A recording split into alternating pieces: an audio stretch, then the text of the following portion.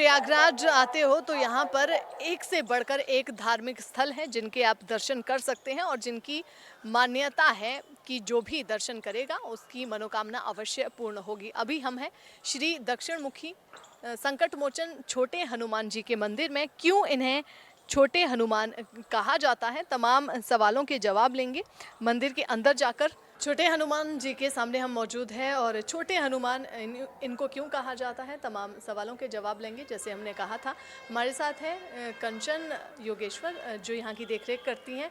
इनसे तमाम सवालों के जवाब लेंगे, बातचीत करेंगे। सबसे पहले आपका स्वागत है। जी नमस्कार, मेरा नाम है कंचन देवी योगेश्वर, जो मंदिर की हम देख रेख करते हैं। कंचन जी, पहला हमारा यही सवाल है कि इनको छोटे हनुमान क्यों कहा जाता है? ये दक्षिण मुखी हैं। 51 हनुमत पीठों में से एक ये भी एक हनुमत पीठ है। इनको सामर्थ गुरु रामदास, जो शिवाजी के जो गुरु थे, उनकी स्थापना की हुई ये मूर्ति है। कुआं है, कुआं के ठीक सामने है एक उर्वशी कुंड है, जो सिर्फ बाढ़ में ही दिखाई देती है। इसीलिए इनका नाम शंकर मोचन छोटे हनुमान मंदिर है। दक्षिण मुखी हैं, जो इलाहाबाद में कहीं भी नहीं है, प्रयागराज में। और ये 3 रूप बदलते हैं। सुबह युवा अवस्था रहती है, दोपहर में बाल अवस्था रहती है और शाम को वृद्धावस्था रहती है। इसीलिए इनको संकट मोचन छोटे हनुमान जी कहा जाता है। इसके अलावा कोई और विशेषता हो छोटे हनुमान? जी, इनकी एक विशेषता है कि 41 दिन तक जो नियमित हनुमान चालीसा और बजरंग बाण का पाठ करता है और दर्शन करता है, इनकी जो भी मनोकामना होती है वो पूर्ण होती है।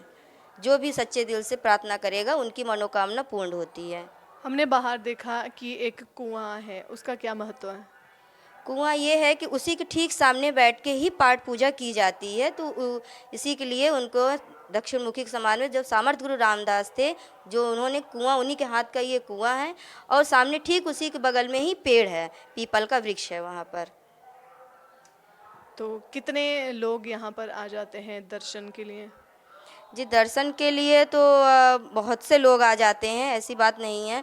दर्शन करते हैं आदमी, उनकी मनोकामना पूर्ण होती है। हनुमान जी के जो जितने भक्त हैं अर्थात आते हैं। माघ महाकुंभ है, ये माघ है, जिनके बहुत अधिक लोग आ जाते हैं, कि जो यहाँ पे निःशुल्क सेवा मिलती है सबको। इसलिए हमारे जो दर्शनार्थी हैं, बहुत से लोग यहाँ आते हैं, जिनकी कोई गिनती नहीं है। आपने निशुल्क सेवा का जिक्र किया, निशुल्क सेवा क्या सेवा होती है? जी, निःशुल्क सेवा ये होती है कि हम यहाँ रहने को देते हैं, और उसके बाद जो है यहाँ बत्ती, लाइट वगैरह, पानी वगैरह सारी सुविधा देते हैं, और उनकी हम देख रेख भी करते हैं।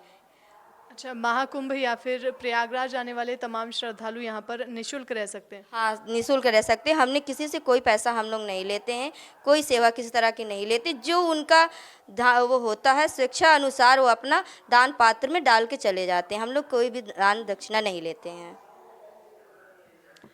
तो छोटे हनुमान जी का यहाँ पर मंदिर है, प्रयागराज में ये मंदिर है। हमने सुना, कंचन योगेश्वर ने बताया कि क्या खासियत है और क्या मान्यता है यहाँ की, और लोग यहाँ पर ठहरते भी हैं, हमने बाहर देखा।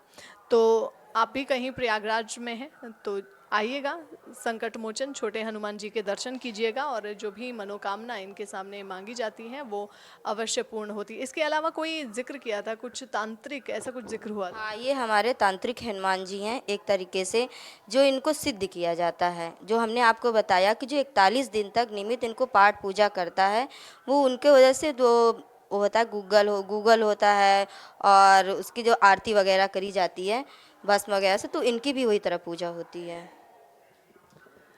तमाम जानकारी दैनिक सवेरा ने आप तक पहुंचाई कि छोटे हनुमान जी की क्या मान्यता है यहाँ पर और क्यों इनको छोटे हनुमान कहा जाता है। यहाँ पर तमाम चीज़ें भी हमने आपको दिखाई कि क्या क्या क्या है प्रयागराज में। अन्य मंदिरों के भी दर्शन करेंगे। फिलहाल इस रिपोर्ट में इतना ही। मैं डिम्पल राणा और कैमरे के पीछे मेरे साथ रजनीश शर्मा।